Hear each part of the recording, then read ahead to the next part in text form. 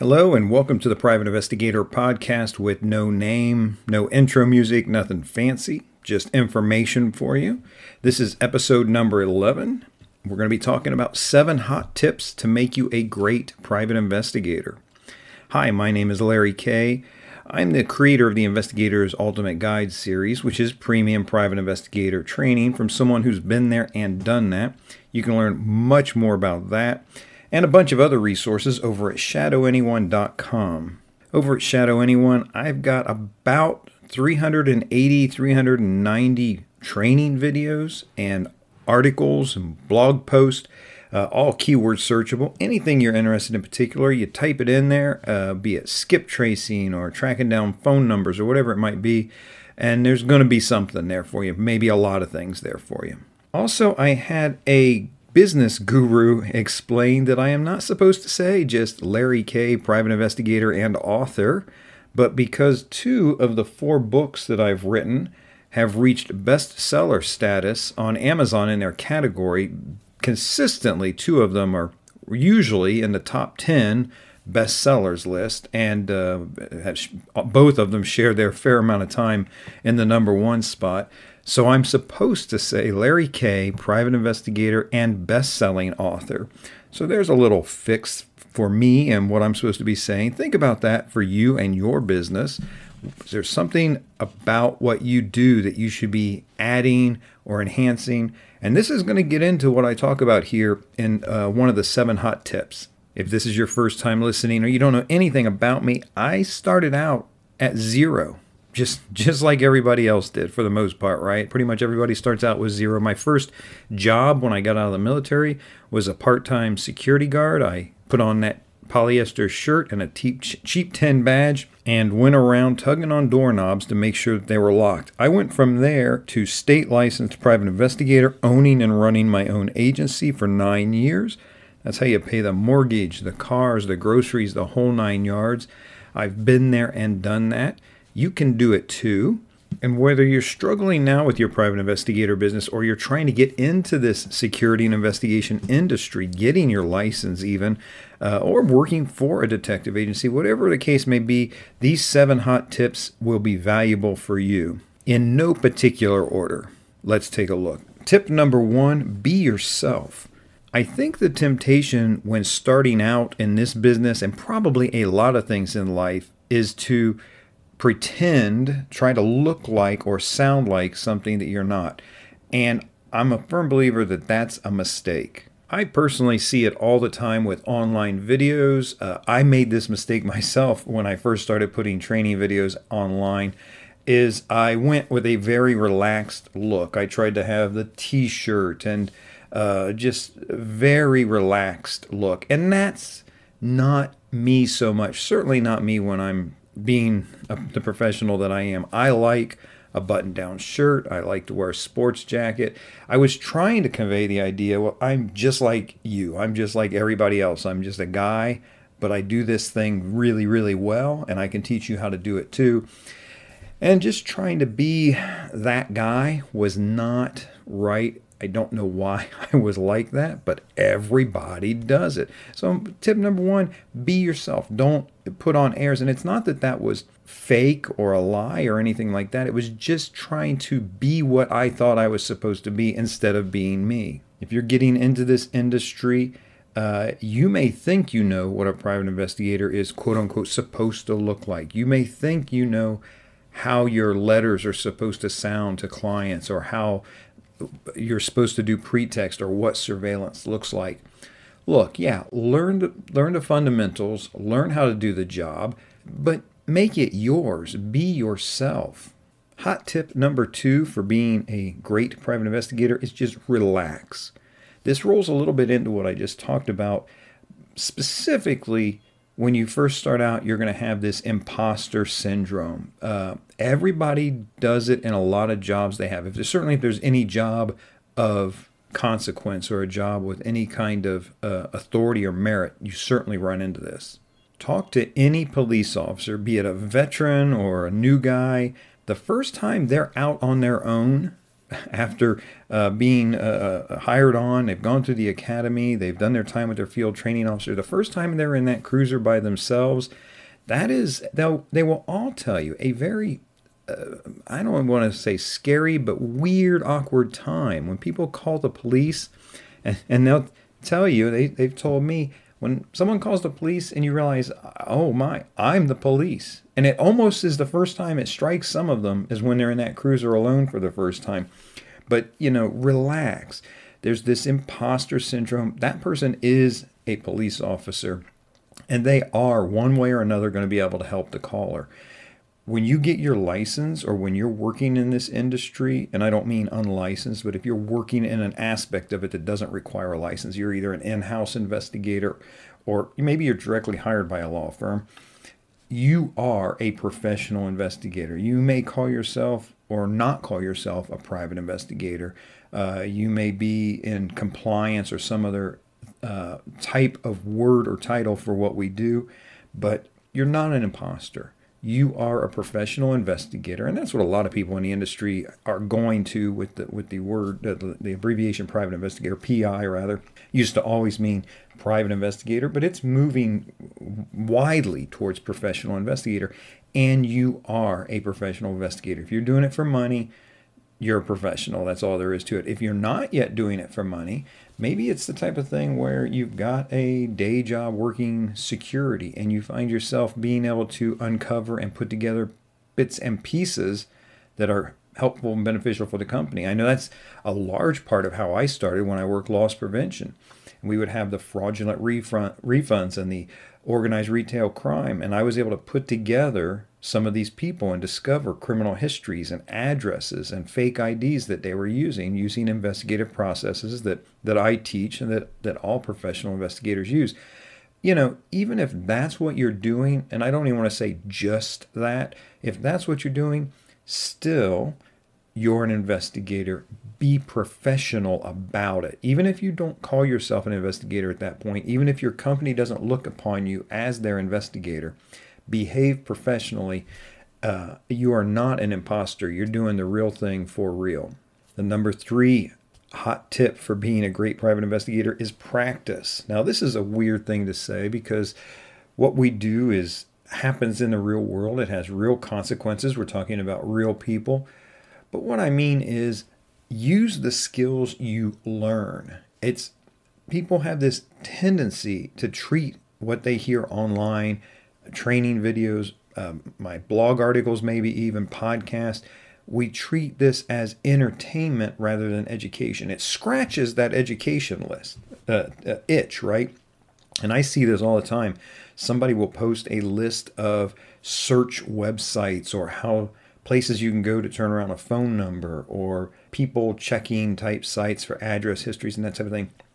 What we do is more than a list of links on the web. That drives me up the wall. Yes, it's nice to learn those things. Some of them you're going to find on your own. It's handy if somebody hands you a list ahead of time of resources, and set aside links online, because I have a book, 51 Weird Private Investigator Tricks That Actually Work. In there, I have a chapter on 9 sources for skip tracing, and they are not go online and click this link type stuff. A list of resources like that is fantastic, but that's not enough for you. It's good to have them, but here's what I mean when I say we're talking about tip number 3 in practice. Go and use the resource. So if you're learning about records down at the county courthouse, then you need to go down to the county courthouse and pull a file. If we're talking about divorce records, for example, which are different than criminal records, they're held in a different place, they have different information. You can learn all day long about what's in there and how neat it is and how much good information there is for you.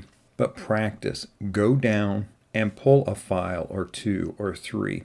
Pull a file on yourself. I don't care if you got an old speeding ticket 3, 4, 5 years ago.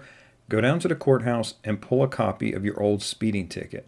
Take a look at what it looks like, the paperwork, the image that's in that file for you, and be familiar with the information that's on there. What did it look like after it was processed? What did it look like after traffic court or after you paid the fine? Was there extra information on there? Was there any sort of account number or date or time associated with that traffic citation you got? Maybe it's an old accident report you got. If you got to pull on yourself to start out with, do that. And yes, I understand we're in the middle of a pandemic. Well, what are we, 8 months in now? Hopefully we're past the halfway mark. But the reality is, maybe we are, maybe we're not. And you maybe are not going to be going down to the courthouse right now to practice that particular skill. But I'll tell you what, a lot of auto accident records are online. Use that, practice that. That's something where, heck, you can sit at home at your computer and kind of paw through those records. Bring up accident reports. Not even something that you were in. Maybe it's one you read about in the newspaper or in newspapers, right? How old am I? Maybe it's something you see on the news. Maybe it's something you hear from a neighbor. Or maybe you just punch in a name, John Smith. There's going to be 500 accident reports come up for that. Pull online, see what comes up, the PDF file for the one that happened 30 days ago. Pull the one up for the one that happened 3 years ago. Look at the differences. See what information's on there. Practice your private investigator skills. What I don't want is for you to need some piece of information on an investigation you're working for real and go, I think Larry said that I could find out a VIN number off of accident reports. Or I think he said there might be passengers listed in the vehicle for when the accident happened. Let me see if there's anything there. Know and understand those resources before you need them. My number 4 hot tip for being a great private investigator, slow down. Just slow down.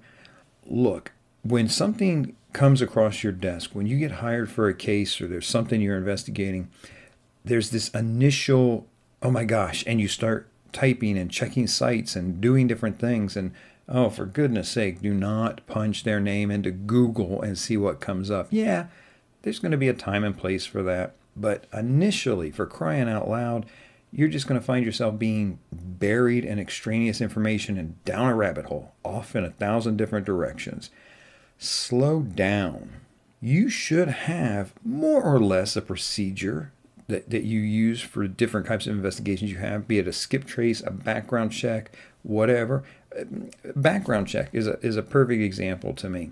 Literally, I have a checklist. Literally, I go down, verify the name, verify the social security number, verify date of birth, and then maybe look, okay, I want to look at criminal history in the county at the misdemeanor level, criminal history at the felony level. Maybe I want to look at civil court cases that the person has in the county. Maybe my next step is to look and build that address history. Or actually, I typically do that a little bit before and see what addresses come up as I'm investigating. And then look, is this person from out of town? Let's go back. We got to look at all the counties this person has lived or worked in the last 7 years, for example. There's a way to do it. Don't rush around. So slow down, follow your procedures, look at where you're going, and don't get lost down a rabbit hole. You will waste a ton of time just chasing random links online, some of which will mean nothing. So what if you got their old cell phone number? That may not be, maybe that's helpful to your investigation. Very likely it doesn't mean anything though for what you're doing. And if it took you 45 minutes of squirreling around and that's what you came up with, probably that's a waste of time unless you're in an utter dead end.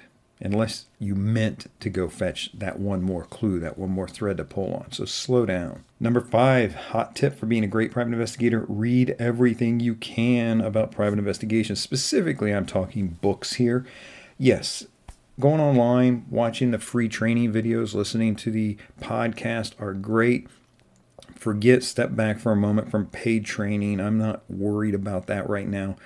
But reading private investigation stuff and what we do and sources and methods, that is so valuable. And the reason I like the books is because they're just so much more credible than the fly-by-night, flash-in-a-pan things that you see online, which are neat, they're cute, they scratch that itch. I feel smarter now. I feel like I have a new source. I feel like I can turn around phone numbers at this one particular website or link, But read the books, learn how to do this, and then you will have sources that you can use for a variety of things. I will give you an excellent example. There's a book, I think it's called The Complete Idiot's Guide to Private Investigations. My goodness, I don't make a dime off of that. I don't have any affiliate links, anything like that. If you're, Larry, where do I start? I've watched some of your videos. I've read some of your stuff. This is really interesting. Where should I go from here? That's a great starting place. There's a lot of good information. Now I haven't looked at it in years, so forgive me. I may pick it up now and go, wow, that's a lot more rudimentary than what I thought it was. But I recall it as being very good, and I know it's a great starting place for a lot of people. So tip number 5, read everything you can, especially the books. The number 6 hot tip for being a great private investigator, have a backup plan. And this goes for business, this goes for cases, investigations, this goes for everything. Have a backup plan. A lot of stuff that we do doesn't hit on the first time, or there's a snag, or there's a problem. And especially when you're starting out and you're trying to get a client, and sometimes just any client, and maybe you find that you've overpromised, maybe you find that you've hit a brick wall, or now you find out, there is a reason they're coming to me instead of somebody more experienced. I mean, I can tell you one case where I was hired for a surveillance, and I forget now, I think it was 6 previous investigators. Maybe it was only 3, but a bunch of previous investigators assigned to the case had been burned on surveillance. And I went out and did the surveillance, and I was on day 2, and I got burned on day 2. And it was extremely unpleasant. If there's ever a thing I can wish that you avoid, is getting burned on surveillance. It does happen. But I was just surprised and very distraught about it almost.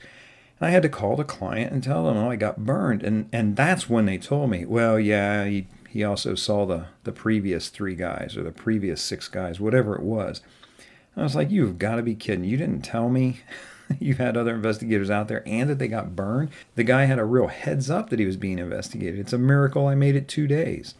So having a backup plan, because when someone comes up to your vehicle and you're on surveillance, what is your pretext? What are you going to say to cover the fact of what you're really doing there? And this is going to vary. You're going to handle police officers different than you're going to handle neighbors, than you're going to handle the subject. Maybe your pretext that covers the neighbors and if the subject, God help you, but if the subject comes up to you, is the same pretext, whatever that might be.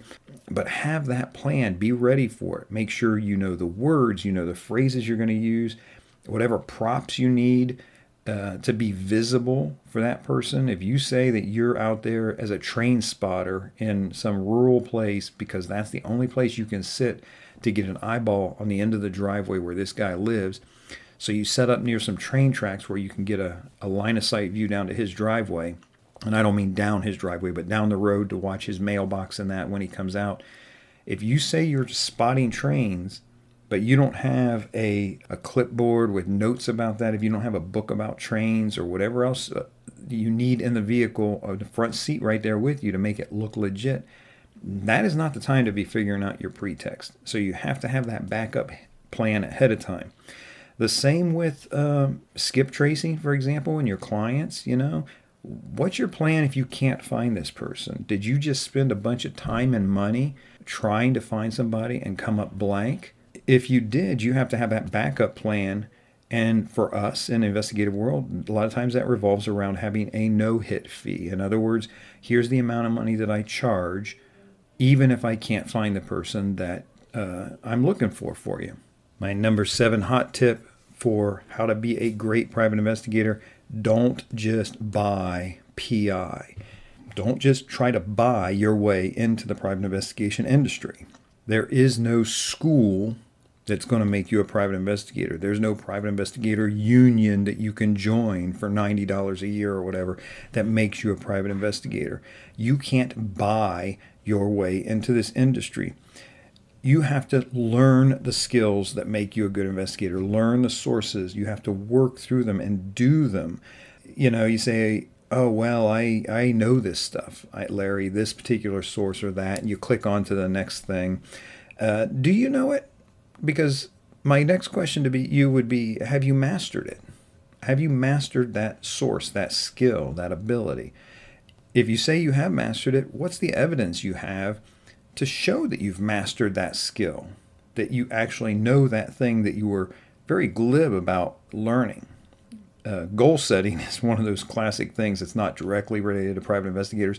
People kind of for a moment or two, or they'll watch a video or two on goal setting. But you know what? As soon as, if I told you this podcast was about goal setting, you would never have clicked on it. If you had, you would have listened for 2 minutes and clicked away because say, I know this stuff. I know I should have goals. I know about this. And honestly, at this point, this far into the podcast, you're not the one who would click away for that. You understand the value of goal setting, but you can't buy PI. Now, what does that mean for the training that I sell? Does that make you a private investigator? No, it does not.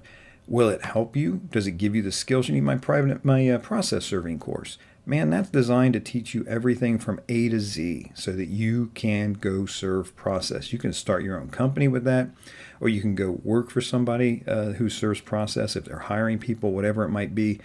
It's the complete package. And if that's the skill you need, then yes, you can buy the training for that particular skill. If it's surveillance, like my Investigator's Ultimate Guide to Surveillance, yes, you can buy that and learn surveillance. But there's no school, there's no blanket thing that you can go out and buy, no matter if they tell you they have 34 lessons or 39 lessons or 100 lessons. I don't care. They're going to just feed you bits and pieces of information and call it a training course. What they're selling you is the map. I've been there. I've been in the territory, and that's where I teach it from. Someone who's been there and done that, who's not only gained the skills, used the skills, but turned a profit using the skills. And that's a rare combination. A private investigator school that is just, and I'm going to make up a name here, I hope I don't hit a real one, but just, Pacific Southwest Investigative Academy. What is that? Who is your instructor? What have they done? Are they reliable? Okay, enough with that. But hot tip number 7, don't just try to buy things. And boy, for the equipment as well. You buy a tracking device, that doesn't make you a private investigator. You buy a hidden camera, that doesn't make you a private investigator. You say, yeah, oh, look, I got this keychain now, and I can go and I can record inside of bowling alleys and restaurants. Yeah, that may or may not be a tool that you need sometime. If you find that you need that tool, I say buy it when you need it. Don't buy it, set it on the shelf, and pretend like you can do the job. So don't try to just buy your way into knowing what we're doing here. That's my list of 7 hot tips. If I were to wrap it up, I want to answer one question that I get a lot from people is, what's the first thing I should do or learn or buy? Well, I've already recommended the book, The Complete Idiot's Guide to Private Investigation. That's a great starting place for you. When people ask my particular resources, what do I have that I would recommend for you to be the first purchase? You don't need to start out with the $250, $400 process serving course, however much it's going for right now. Don't start there. The only reason to get that is if you need that information. Same with a surveillance course. Yeah, it's nice to know. It's good information. But if you don't anticipate doing surveillance, if you don't want to do surveillance, don't get that. That doesn't help you. Start out. Here's the thing. I got 2 particular things. Number 1 is my best-selling book, 51 Weird Private Investigator Tricks That Actually Work. I think that's a little $3.99 ebook. And yes, you can throw $4 at your professional career in training. That's not going to be a loss for you either way.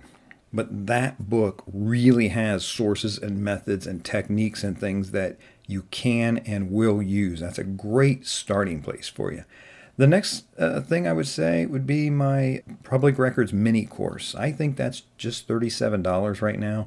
That's a streaming online course because I'm a big believer in those public records, getting out and finding information that's out there that other investigators either don't know exists or they're kind of being held hostage by their database service. They are relying on this third party that they're paying sometimes obnoxious amount of money to bring them and condense this information for them when it's out there for you to go get for free in the primary source with all sorts of details that don't come across from these online data brokers. So That's a summary of where you should go next if you're looking to actually buy something. If you have suggestions or you think something that's a good hot tip for private investigators, when they want to notch up their game, when they want to level up, when they want to be great, please reach out to me in email and let me know. I maybe include them in another podcast that's coming up. In the meantime, this is Larry Kaye with ShadowAnyone.com. Remember, do the right thing, even if it's the hard thing.